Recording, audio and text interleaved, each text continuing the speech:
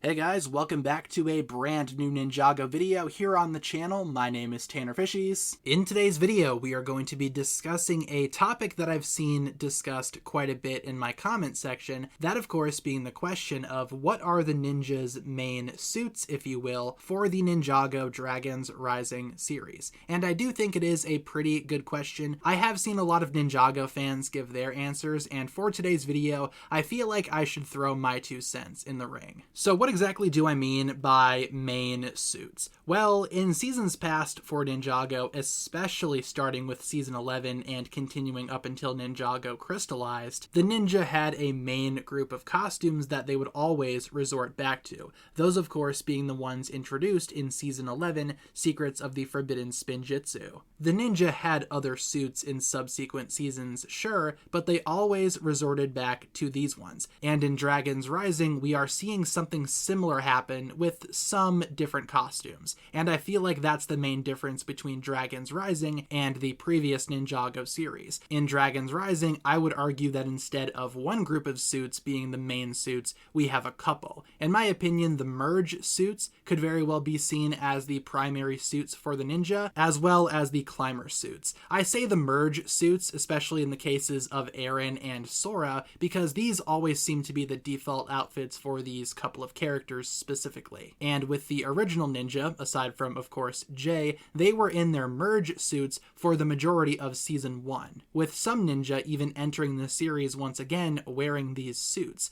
They are that prominent that the ninja just sort of show up wearing them. The other group that I could see being the main suits is the group of climber suits for the ninja. We saw all of the original ninja, except for, again, Jay, using the climber suits in season 2 of Dragons Rising. In season 2 part 1, the climber suits more or less replace the mech pilot suits, and in season 2 part 2, we see the climber suits are still there even after the source tournament is over. So the climber suits are definitely some of the main suits as well, I'd say. And I'd say for season 1, the merge suits are the main suits, but for season 2, the climber suits are the main suits. Dragons Rising does not have a consistent group of suits that remains the same throughout every single season, just like how it was back during season 11. Or do they? Allow me to bring your attention to the core suits, or the dojo suits, whatever you want to call them. In my opinion, these are the closest things that we have in Dragons Rising